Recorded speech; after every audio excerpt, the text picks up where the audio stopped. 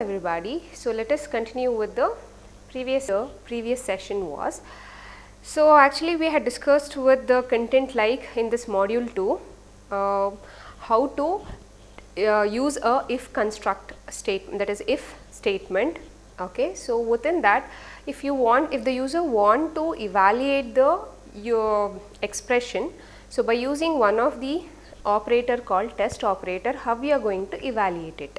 Okay, so that we had discussed. So in that itself, by using this test operator, or like you can compare the two numbers, you can handle the string, okay, you can evaluate the string function string also, followed by even you can check or validate the file attributes also, that is any file what do we have within a Unix. So that file attributes, if you want to check out with the permission means, so how do we check? So even that is also being provided by using this test operator. So these information what we had discussed, or the content we have discussed in the previous session. So the next topic within this module 2, that is within the essential shell programming chapter of this module 2 is the next construct or the next control statement is. So in the previous session we had discussed with the if, right? So in today's session let us discuss with one more statement, that is case statement. So in other programming language like C programming and other programming languages, we call this, again this has been used as switch case itself. Okay, so switch statement has been used for actually knowing that is if the user want to have a multiple expressions has to be get evaluated, or conditions has to be get checked at the same time means. So at that time we go with this multi branching statement, that is case statement.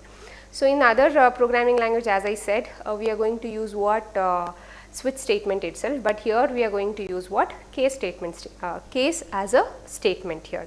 So in the Unix system, again the usage is same. So for checking out, for more than one option has to be validated or checked means, so at that time you can use this switch statement in other programming, whereas here in the Unix you can use this case condition. So case condition, as I said, it is used for what?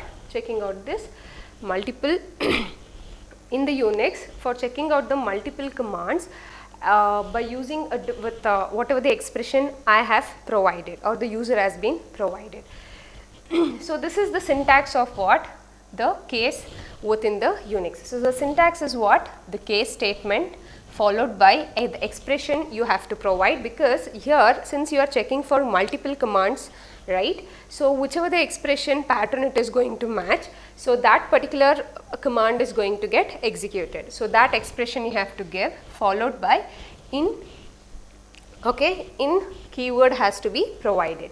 Next, in the next line we do have pattern 1, command 1, then at the end of each cases or the patterns you have to end with a semicolon, that is double semicolon has to be ended with each and every pattern here. So this is command 1, command 2 pattern, command 3 pattern.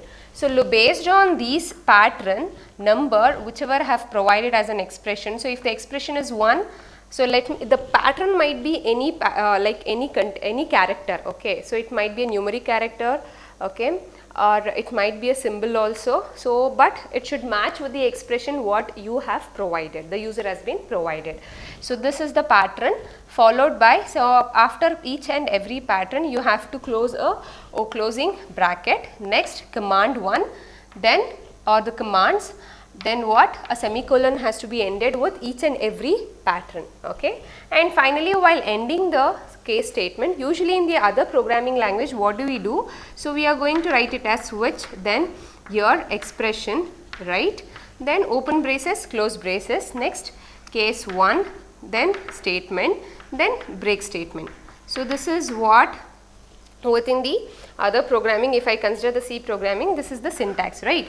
But in the Unix the syntax is like this: case, expression, in, pattern 1, command 1, then end, each and every pattern should end with what? The semicolon, then again pattern 2 end with the semicolon, pattern 3 and command 3 and end with the semicolon. But while closing or ending of that statement should be like this, ESAC, that is reverse of the keyword statement case, reverse of that should be provided.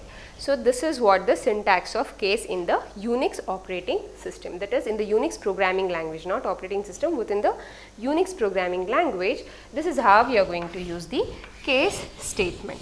Okay, so how does it work? So as in the other programming language, here also it works the same. So first it is going to check out, so with the expression. So if I have given the expression with a string or with a number, so whatever the choice you have provided, the expression choice, okay, so that will be provided here. So if it is 1, the pattern, if it is 1 means it is going to execute. So if that pattern 1 is matching means, then executes the command 1. If the pattern 2 is matching means, then it executes the command 2. If the pattern 3 is matched means, then it is going to execute what? Command 3. If the first pattern has been not matching means, then it check with pattern 2. Then if this again, if this is not matching means, it checks with 3. Okay, like this, and finally it will end up with the case statement. So this is how the case statement works in what? In the Unix programming language. So next let us consider one example of this. How does it work by using this case statement in the Unix programming? Okay, so here in the Unix programming, we are going to always call the program as what, or refer that as a script here, shell script, because the shell script is the one which consists of collection of commands. Whereas in the other programming language, we are going to have what? Logical state. Yes, here also we do have a logical statements, but there we don't have a commands to execute any of the statement there. But here, whatever the content you are going to write, that will be executed through the commands itself. So within the shell script, always it consists of what? Commands. A series of commands or a collection of commands will be provided. Okay, so let us consider one example of understanding how does this case works here. Okay, so here actually I have written one example, like in this example it consists of a menu list, in which in that menu list it consists of few of the command sets. Okay, so as of now we have considered within this menu list, a list of files should get displayed. Next, a process of user should get displayed. Next, today's date has to get displayed, and users of system should get displayed, who and all the user who is using the system. Okay, so even that should get displayed. Next, the last choice or the last menu is what? Quit to the Unix terminal. And after quitting, so this is the list of menu. Okay, so this is the list of menu, a list which within this program or the shell script I have provided. So after mentioning the list, I have to enter the choice, right? So for executing each and every list content, either it is 1, 2, 3, 4 or 5. So I have to mention the choice. So which list item has to get executed. So for that I have given what? Enter your choice here. Okay. Next, read the choice. Obviously the user has to provide the input, right? Which choice the user want to execute, whether user has to execute the list of files to get to know, or a process of users, or today's date, or users of system, or he doesn't want any of this to get executed, means he can just quit from that program also. Okay, so this is the statement, that is case statement. How does it involved within the shell script? So before actually getting into this, so this is what the program is all about. So while writing a program, as I have already discussed, so the first line should be in the shell script or in the shell program, the first line should be the interpreter line. So that interpreter line is what?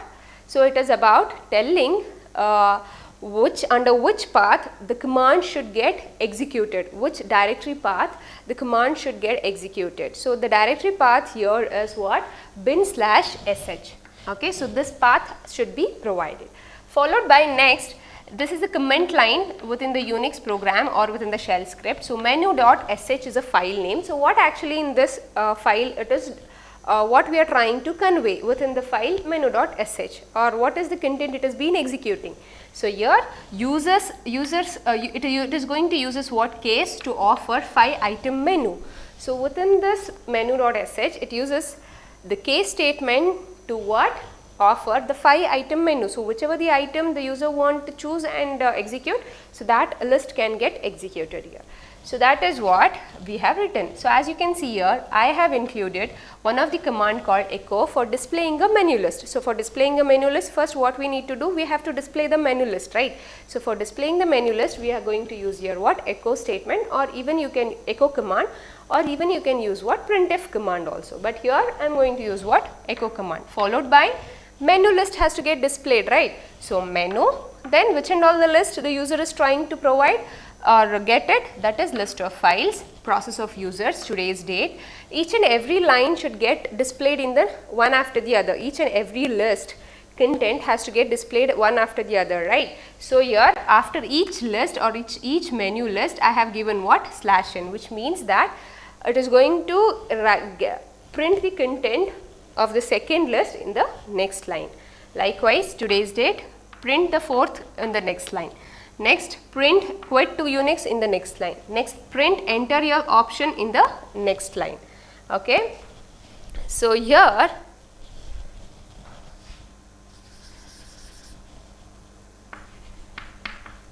enter your option in the next line. So what does it /c represent here? So /c here, what does it represent here is, it is going to get the cursor point on the same line so that you can read the choice within the same line. So read choice.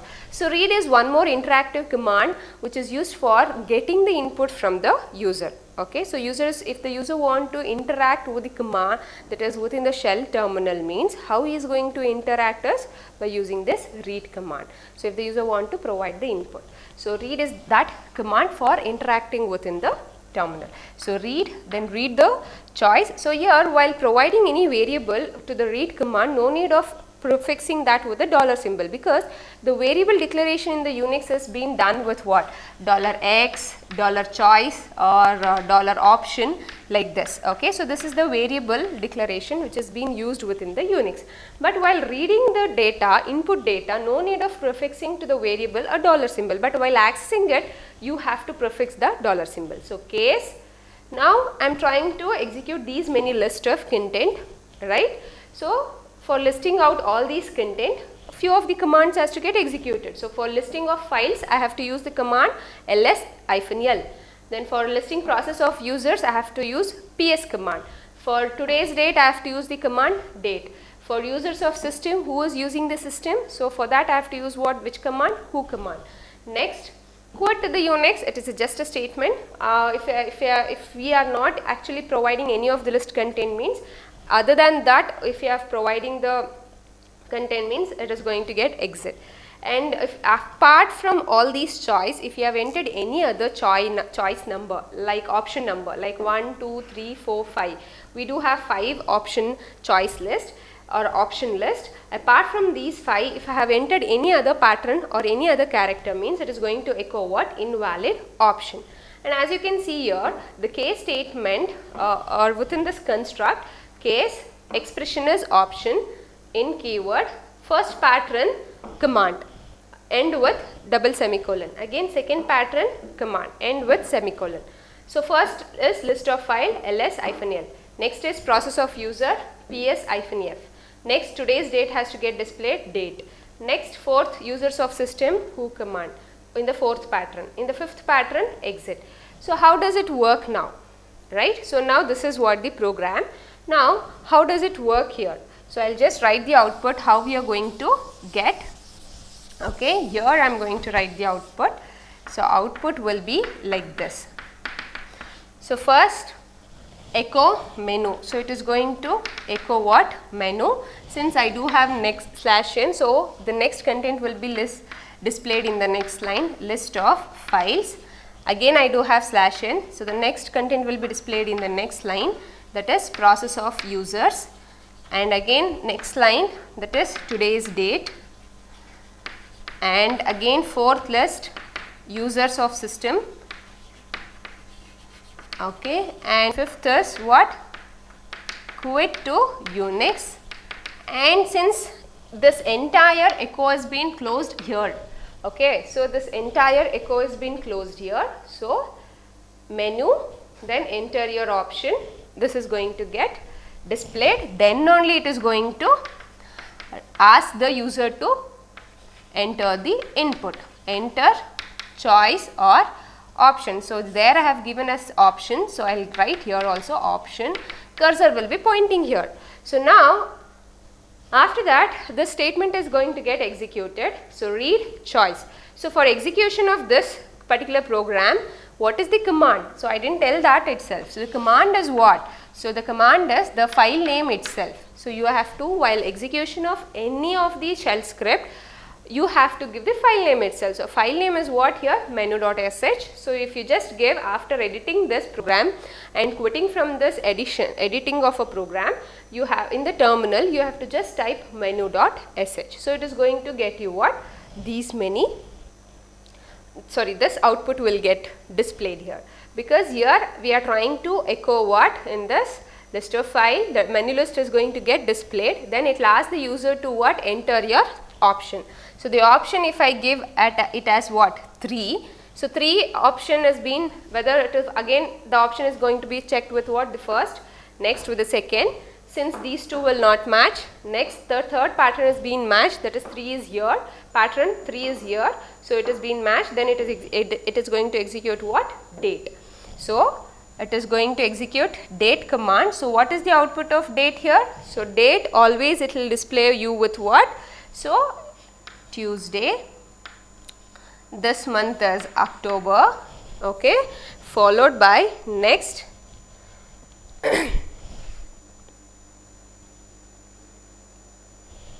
so the day number, okay. So it is going to display the output of a date, since the choice is what? 3 here. So it is going to display the date. Execution of this date command is going to get done. So Tuesday, October, then today is what? 20, followed by timing, it will get displayed. Next Indian Standard Time with the year, it is 2020. So this is how it is going to get you the output list. So if the option is other than 3, so if it is 1, so if the option is 1 means, then it is going to execute what?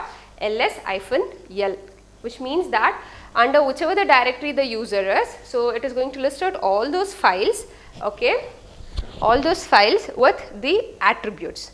For all the file content attribute will get displayed, that is file type and its permission, link, then followed by who is the user or the owner, then the file to which group it belongs to, followed by the file size, followed by the last modification time, and finally the last column is what? The file name itself. So this content will get displayed if I give the pattern as 1 or the option as 1. Next is what? If I give the option as 2, it is going to display me with what? The process of users. So for knowing the process of user, I have to use -f option here. Next, date. If the option is 3, it is going to execute date. If the option is 4, it is going to execute who command. That is, who and all is using the system or the terminal. And if I give 5 means, it is going to exit from the program. And apart from all these 5 patterns, if I give any other pattern means, it is going to show me or echo me with the message invalid option. Likewise, if I give 7, is the pattern is here 7? No. So it is going to match with the star. Star represent what? As we have already seen in the previous chapter, the wildcard, the meta character, star represent what? So star represent any character it is going to match. So right. So any character it is going to match here. So star, since 7 is going to be matched with the star, so it is going to get you the output or display the message as what? Invalid option. So this is what are about the case construct or the case statement within the Unix programming. So here, as I said, the next is what? Matching a multiple pattern. So even within this, by using this case statement, even you can what? Within a pattern, you can match more than one pattern also. That is, multiple patterns can be matched. So here I have considered one instance of showing you like how this can be used. That is, multiple patterns can be used within the case statement. See here. So first I have considered what? In an instance like whether do you wish to continue the execution, yes or no? Yes. So do you wish to continue, yes or no? For that you have to read the answer or you have to read the choice, right? Like yes, whether you are trying like whether you want to continue the execution, yes, then it has to match the pattern either with a small y or with what? Capital Y. So any one is fine. So if you read small y, also this is going to get executed. If you read capital Y, then also it is going to get executed.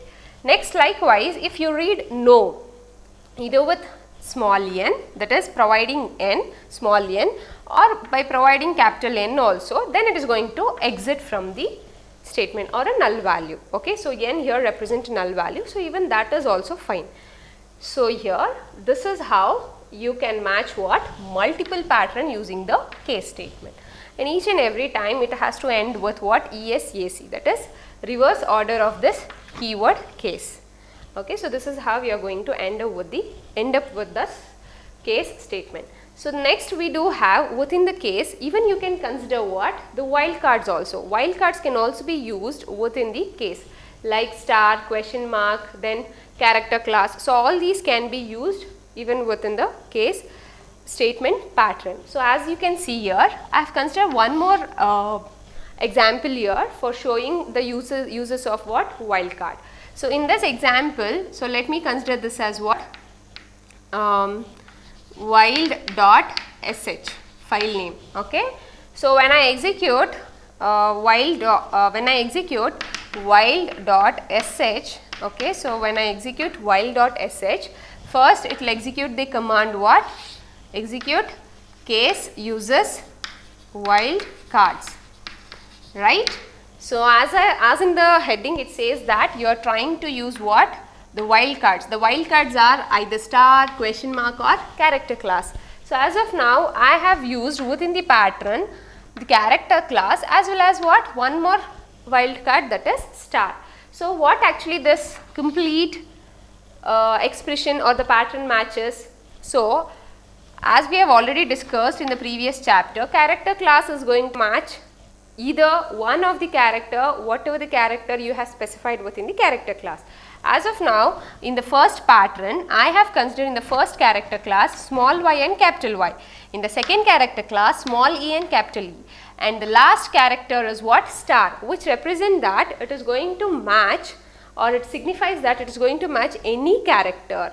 Okay, any character, even a non-character also it is going to match. So if I give the answer as what? If I read the answer, or if I provide this ANS, so answer as, so for that I have to read it, right?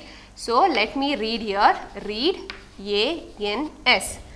Okay, so read ANS, that is read the answer or read the choice. So if I give the choice as what? This is going to match me with either capital Y, ES, or even it might match capital Y, capital E and capital S, or it might match just what? All with the small case also. So this is what the matching of the pattern. So any answer or choice whatever I have given, either with this or this or this is going to match and get execute. Okay, likewise if I read the answer as what? This is going to match with small n o, capital N o, or one capital and one small, like this. So any of the pattern is going to match with these two pattern, character class of this second pattern. Small n, small o, or capital N, small o, capital N, small, capital O, and then finally exit from the program. That exit command is going to get executed. Apart from this, if you give any other character either with S or no, if you have not provided either yes or either no, means apart from these two patterns, if you have given any other pattern, means always it will show you invalid response. So first time if you have given like this is going to get executed. Next time if you have given no, even this is also get executed. But next time if you give shell like this, then it is going to show you this invalid response. So if you enter this as an answer or a choice, it will show you invalid response. So this is how wildcard is being used within the pattern of a case statement. So case, within the case statement, that too for case statement, in that for a pattern you can access this wildcard, star, question mark and character class. Likewise here multiple patterns can also be matched. So this is about your case statement and its example, how does it work. So the next concept within this chapter or within this continuation topic is what? We do have one of the command called expr command. So what does this expr command does? So expr command is basically used for what? Computation purpose, as well as actually this expr command within the Unix, it performs two functionalities. One is with the as I said, to perform a computation like arithmetic operation. Next is what? For handling the string or for manipulating a string. Okay. So for manipulating string functionalities. So in that actually we are going to discuss with three topics within that: string handling or string manipulation. So those three functions are, so one is for determining the string length, next is for extracting the substring, and the last one is for locating the position of a character in a string. So these three we are going to discuss in the string manipulation, and one more is by using this expr, even you can compare what? The numbers either with the greater than, less than, like that, or you can even have arithmetic operations also. So all these are done with one of the command called expr. So let us discuss that command now. So here as I said that in the Unix programming we do have one of the command, that is expr. So within the Bourne shell we don't have a feature of what? Computation, direct computation to be done, that kind of a feature as in with the other programming language we don't have. So here we do have one of the command called expr command, which is basically used for what? Computation and for handling the string manipulation, or for handling the string itself here. Okay. So here this expr command actually combines two functions. So that one of the function is what? It performs the arithmetic operations on integer, and the next one is what? Manipulates the string here. Okay. So that is what these two functions is being provided or used by using what? This expr command. So next, as I said, so let me consider with one of the function, that is how it is going to perform the arithmetic operations on integers. So here arithmetic operations on integer means it might have what? Addition, subtraction, multiplication and division, even the modulus operation also. So all these, how it is going to work by using this expr command or expression command here. So let me consider a variable value of x and y as what? 3 and 5. So you can use this expr command for the computation directly by providing the numbers like this: 3, then you have to give space, then plus, again one more space, then 5. So always while using the operation symbol or operand, that is plus, minus, then division operator, then star operator, then modulus operator, you have to provide a space on either of this operator, because within the Unix for computation of those two, operand value with that of an operator should be provided with the space either of this side of this operator. Okay. So 3 plus x, so directly you can compute with the value also, or by assigning a value to a variable like this, x is equal to 3, y is equal to 5, you can use that variable and compute the values also. So expr $x plus $y, then 8. As you can see here, I have provided a space in either side of this operator. Likewise expr $y minus $x. So here y minus x, so y is what? 5, x is what? 3, so minus 2. Okay. Likewise next for multiplication $x into y, it will get 15. expr y division operator x, so 5 divided by 3. So 5 divided by 3 means 1.6, like that you are going to get, right. So what it does here is it is going to truncate the decimal values. So it is always get you the integer values itself. So it is going to parse those decimal values and get you what? The integer value. So always it will display just 1. Next is what? 13 modulus 5, 13 directly, even you can provide the number also. So 13 modulus 5 is what? 3 here. So this is how you are going to write or use this expr command in the Unix program. Likewise, this expr command can also be used for command substitution also, and again it is used for what? Incrementing the variable value also. So, how it has been used? See here. So, in the command substitution, I have considered $x is equal to 6, $y is equal to 2, and these two values has been computed with an operator of an addition operator x plus y. So, this complete evaluated value can be assigned to one of the variable, that is z. So, you are substituting the value of this computation x plus y to what? Z, and echo that variable value z, you will get it as what? 8 here. Likewise, you can use the expr command for what? Incrementing the value of a variable. So, how it has been done? As you can see, $x has been assigned with what? Y. Next, x is equal to, for this x variable, you are trying to what? By using this expr command, I am trying to increment the value of this x variable with 1 and assigning that again to what? X. So, in your other programming languages, it was like this, right? X is equal to x plus 1. Right. So, this we call it as what? Incrementing the variable value of x, or even directly you can use it as x plus plus also, right. But here in the Unix you can't use in this way, okay. In this way you can't use, instead you have to use like this. So, x plus 1 you can't use, x plus plus also can't be used here in the Unix, but you can use it like this, x is equal to expr x plus 1. Then echo x, you will get it as 6.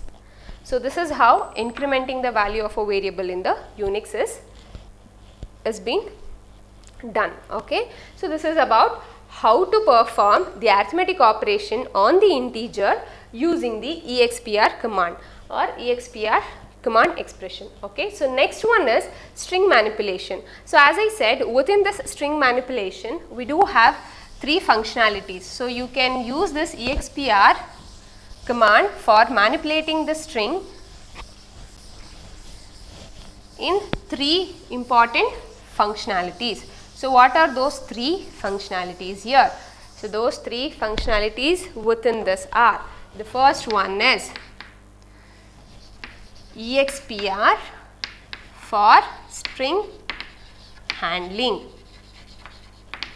Okay, so in this we do have 3 categories. One is determining the length of the string,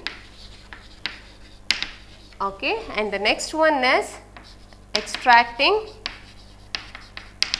a substring. Last one is locating the position of character in string, okay. So, these are the 3 important manipulations of a string can be done, a string function manipulation can be done by using this expr. So, here we do have what? Command notation to be used here while using this string handling manipulation. So, that is here, let me write that command syntax here, okay. And so, as I said here, so for manipulating a string by using this expr, it uses 2 expressions. So, those 2 expressions will be separated with the by a colon, separated by a colon here. So, on the left hand side the expression will be provided, on the right hand side whatever the expression you have given, so that expression will be worked on the expression on which it has to work, that expression will be provided here. So, the string whatever you have given on the left hand side will work on the right hand side expression what you have given here. So, let me consider the first functionality, that is determining the length of a string. So, here it is going to determine the length of any given string. So, the string here what I have considered as, always the string will be enclosed within the double quotes. So, here I have considered the string ABCD up till G here. So, it has to determine the length of the string. So, how it is going to determine? So, whatever the string here I have given, so that will be determined by using this expression, that is dot star, and always that should be enclosed with the single quote. As I said, it is 2 expressions will be considered, and those 2 expressions is, one is with the string itself and on the left hand side. On the right hand side, the second expression is on which it has to work. That is for what purpose? The purpose of your is what? Determining the length of the string. So for determining the length of the string, you are going to use this dot star. So this is going to determine, that should be enclosed with the double quotes. This is how you are going to calculate or determine the length of a string.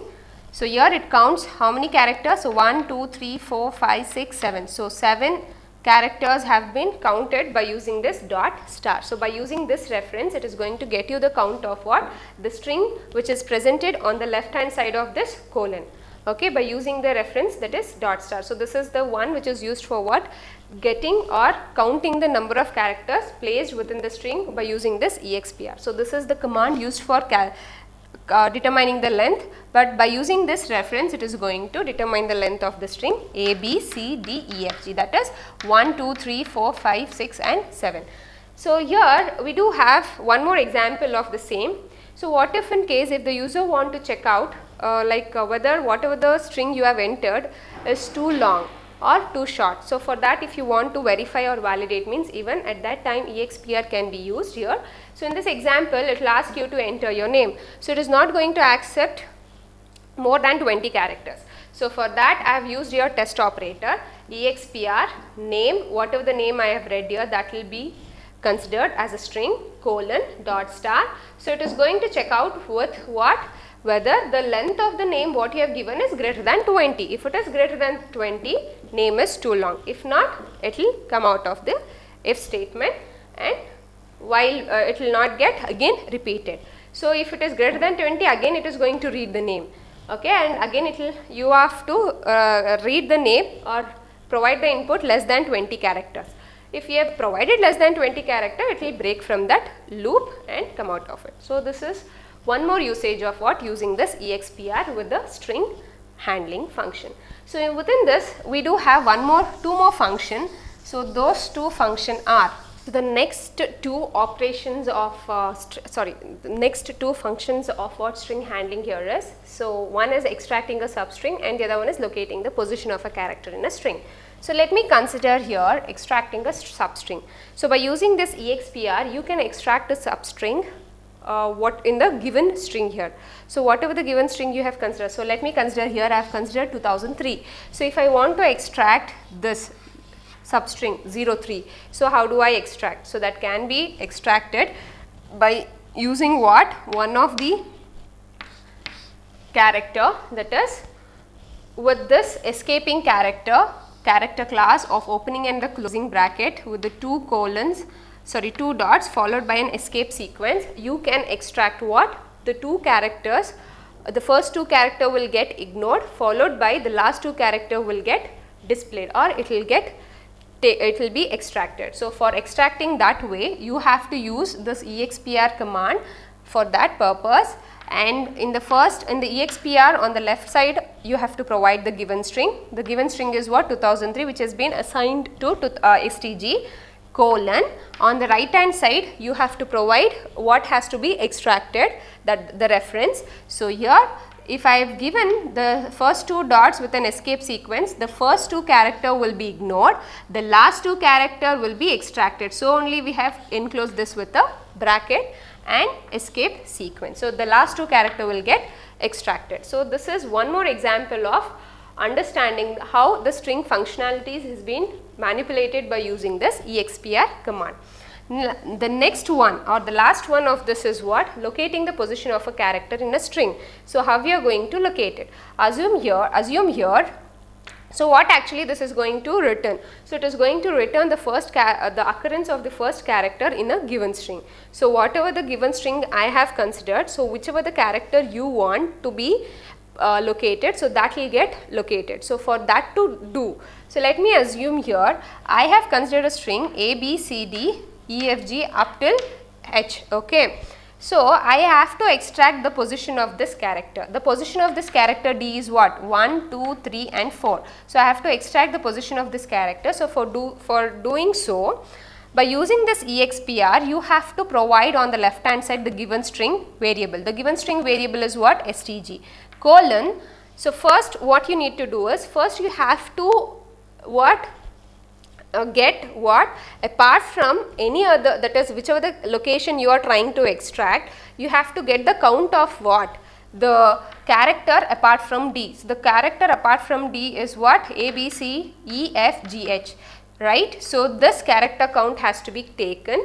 Okay, it has to get, first you have to circumflex with a D, then a character class means, within a character class if you have given circumflex with a D means what it does. So, it is going to ignore that D, apart from D the other character will going to be matched. So, which means that will be taken, followed by, for knowing the character occurrence of that particular D star D. So, at that time you will get you what, the position of that D. So, the position of the D is been provided with this. So, that is 4. Okay. So, this is how you can locate the position of the character, or else the other way of using this is what, if I have A is equal to hello, okay, expr, okay, then index from the variable, okay, A, get the position of what, this L. Okay, so get the position of this L. So, how do I get the position of this L here? So, for that you have to enclose this complete thing within this. So, I am going to assign that to one of the variable called B, then echo $B. So, expr, get the index position from the variable $A, that which index position, that is L. So, it will display 1, 2, 3, that is 3.